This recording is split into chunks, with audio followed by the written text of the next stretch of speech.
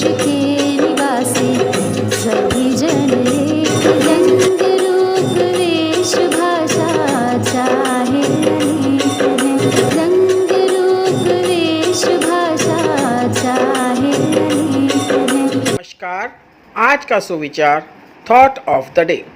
When you lose do not lose the lesson. जब आप कुछ गंवा बैठते हैं तो उससे प्राप्त शिक्षा को न गंवाएं। इसका अर्थ यह है कि जब आप किसी कार्य में विफल होते हैं तो अपनी विफलता को एक अवसर की तरह लें। बार बार गलती करने से बेहतर है कि अपनी गलतियों का विश्लेषण करें और यह जानें कि आपने क्यों और कहां गलती करी। इस गलती से सबक लेकर नई प्लानिंग के साथ, नई ऊर्जा के साथ दोबारा सफलता की ओर दृढ़तापूर्वक चल पड़े। धन्यवाद। सुप्रभात बच्चों, आपके मनीषा मैडम आज एक नए शब्द के साथ। आज का शब्द है सिचुएशन। इसका उच्चारण होता है सिचुएशन, अर्थात हालात, स्थिति या परिस्थिति। बच्चों, इसका उपयोग बहुत तरीकों से हो सकता है। उदाहरण के लिए, the situation of India's climate is very bad due to global warming, अर्थात ग्लोबल वार्मिंग के कारण भारत की जलवायु की स्थिति बहुत खराब है।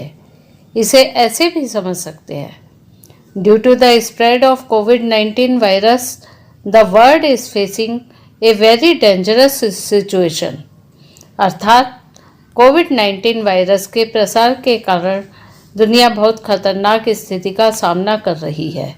धन्यवाद। सुप्रभात। टुडेज पजल, आज की पहेली। बीसों का सर काट लिया, ना काटा ना खून किया। सोचो बच्चों क्या? इसका उत्तर है नाखून। हम नाखूनों को काटते हैं पर उसके लिए हमें कोई खून नहीं करना पड़ता है ना। मजेदार पहेली बच्चों। Thank you. सभी को नमस्कार। आइए जानते हैं इतिहास के पन्नों से कुछ महत्वपूर्ण तथ्य।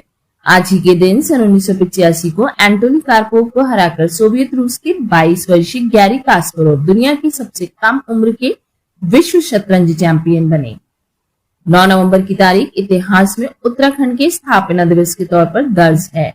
पृथक उत्तराखंड की मांग को लेकर कई वर्षों तक चले आंदोलन के बाद आखिरकार 9 नवंबर 2000 को उत्तराखंड को 27वें राज्य के रूप में भारतीय गणराज्य में शामिल किया गया। वर्ष 2000 से 2006 तक इसे उत्तरांचल के नाम से पुकारा जाता था, लेकिन जनवरी 2007 में स्थानीय लोगों की भावनाओं का सम्मान करते हुए इसका आधिकारिक नाम बदलकर उत्तराखंड कर दिया गया। आज के लिए इतना ही। धन्यवाद। नमस्कार। आज की विशेष में हम बात करने जा रहे हैं संत नामदेव जी की। संत नामदेव जी का जन्म भक्त कबीरदास जी से 130 वर्ष पूर्व महाराष्ट्र के जिला सतारा के नारसी वामनी गांव में हुआ था। उनका संपूर्ण जीवन मानव कल्याण के लिए समर्पित रहा। मूर्ति पूजा, कर्म कांड, जात पात के विषय में उनके स्पष्ट विचारों के कारण हिंदी के विद्वान ने उन्हें कबीर जी का आध्यात्मिक अग्रज माना है। संत नामदेव जी ने पंजाबी में पद रचना भी की। श्री गुरु ग्रंथ साहिब में उनके 61 पद, 3 श्लोक, 18 रागों में संकलित है। मुखबानी नामक ग्रंथ में उनकी कई रचनाएं संग्रहित हैं। धन्यवाद। सुप्रभात। आज की प्रश्नोत्तरी में पहला प्रश्न, कमरे में रखे रेफ्रिजरेटर का दरवाजा यदि खोल दिया जाए तो कमरे के ताप में क्या परिवर्तन होगा? इसका उत्तर है कमरे का ताप बढ़ जाएगा। आज का दूसरा प्रश्न, इंद्रधनुष में कितने रंग होते हैं? इसका उत्तर है 7 रंग होते हैं। तीसरा प्रश्न, किस रंग की वेवलेंथ सबसे कम होती है? इसका उत्तर है बैंगनी रंग की। और आज का अंतिम प्रश्न, किस रंग की वेवलेंथ सबसे ज्यादा होगी? इसका उत्तर है लाल रंग की। धन्यवाद। सभी का नमस्कार। आज की कहानी का नाम है 1 रुपया। एक बार एक महात्मा भ्रमण करते हुए किसी नगर से होकर जा रहे थे। महात्मा उन्हें 1 रुपया मिला। महात्मा तो वैरागी और संतोष से भरे व्यक्ति थे। भला रुपए का क्या करते, इसलिए उन्होंने वह रुपया किसी गरीब को देने का निश्चय किया। कई दिन की तलाश के बाद भी उन्हें कोई गरीब व्यक्ति नहीं मिला। एक दिन वो अपने दैनिक क्रियाकर्म के लिए सवेरे उठे तो देखते हैं एक राजा अपनी सेना लेकर दूसरे राज्य पर आक्रमण करने के लिए उनके आश्रम के सामने से गुजर रहा है।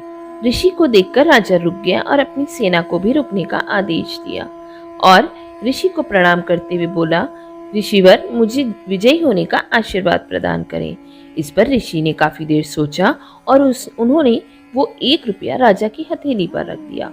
यह देखकर राजा बहुत हैरान भी हुए और नाराज भी हुए, किंतु राजा को इसके पीछे का प्रायोजन काफी देर तक सोचने के बाद भी समझ नहीं आया। तो राजा ने महात्मा से इसका कारण पूछा। महात्मा ने राजा को सहज भाव से बताया कि राजन, कई दिनों पहले मुझे ये रुपया आश्रम आते समय मार्ग में मिला था, तो मुझे लगा इसे किसी दरिद्र को दे देना चाहिए, क्योंकि मुझ वैरागी के पास तो इसके होने का कोई औचित्य नहीं है। बहुत खोजने के बाद भी मुझे कोई दरिद्र व्यक्ति नहीं मिला, लेकिन आज जब तुम्हें देखा तो मुझे ख्याल आया, तुमसे बड़ा दरिद्र तो कोई भी नहीं है, क्योंकि इस राज्य में सब कुछ होने के बाद भी तुम दूसरे बड़े राज्य के लिए लालसा रखते हो। यही कारण है कि मैंने तुम्हें ये 1 रुपया दिया है। राजा को अपनी गलती का एहसास हो गया और उसने युद्ध का विचार भी त्याग दिया। इस कहानी से हमें सीख मिलती है कि संतोष से बढ़कर कोई धन नहीं है। धन्यवाद। नमस्कार। प्रतिभा की कोई कमी नहीं है, बस उसे पहचानने की जरूरत है। हमारे नन्हे मुन्ने के अंदर छिपे हुनर को निखारने की, संवारने की जरूरत है। हर बच्चे के अंदर कुछ न कुछ खास होता है। हर बच्चे का अलग अंदाज होता है, बस उसे कुरेदने की जरूरत है, तराश कर सामने लाने की जरूरत है। परिस्थिति उनके साथ नहीं है, बहुत से साधन उनके पास नहीं है।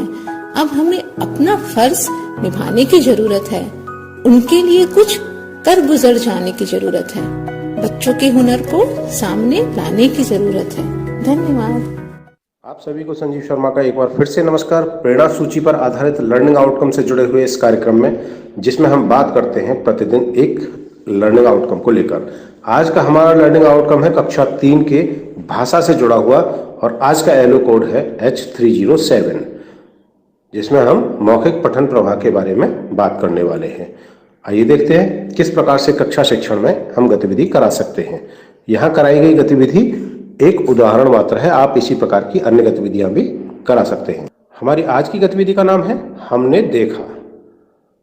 पहले सभी छात्रों को अर्धचंद्राकार आकृति में बिठा लें। अब छात्रों से बात करें, उनसे पूछें कि जब घर में कोई त्योहार होता है तो आपके घर में क्या क्या होता है, और साथ ही यह भी पूछें कि आपको कौन सा त्योहार सबसे ज्यादा पसंद है और क्यों। छात्र इस संबंध में जब अपने अनुभव साझा कर रहे होंगे तो ये ध्यान रखें कि वे कोई नया शब्द प्रयोग न करें। यदि कर रहे हैं तो उस शब्द पर अवश्य चर्चा करें, जिससे कि छात्र उससे परिचित हो सकें। अब इसी प्रकार से पाठ्यपुस्तक में देखें कि कोई भी पाठ जो पर्व, त्योहार या वृत्तांत से जुड़ा हुआ हो, उस पाठ का वाचन कराएं। वाचन के बाद छात्रों के साथ चर्चा करें कि जैसा उनका अनुभव है और जैसा किताब में लिखा हुआ है, दोनों में अंतर क्या है। विस्तार से त्योहार और पर्वों के बारे में चर्चा करें। आप पाएंगे कि छात्र पहले से बेहतर तरीके से समझ पा रहे हैं और अपनी बात को साझा कर पा रहे हैं। तो इस प्रकार से ये गतिविधि कराई जा सकती है, जिसमें कि छात्र अपने अनुभवों को 10 से 12 लाइनों में शेयर कर सकते हैं। इस प्रकार से इस लर्निंग आउटकम को हम पूरा कर सकते हैं। सभी शिक्षकों से अनुरोध है कि कोई भी गतिविधि रोचकता के साथ शुरू करें। गतिविधि से पूर्व में ही समुचित निर्देश प्रदान करें। जब छात्र अपनी बात कह रहे हों तो उनको सही हाव भाव पहचानते हुए उनकी मदद करें। गतिविधि को रोचक बनाने के लिए आपकी सक्रिय भागीदारी बहुत ज़्यादा जरूरी है। याद रहे, छात्र आपसे अधिक सक्रिय होने चाहिए। तो कराते रहें गतिविधि और हासिल करें प्रेरणा लक्ष्यों के लिए। हम बनाएंगे प्रेरक प्रदेश उत्तर प्रदेश। जय हिंद, जय शिक्षा।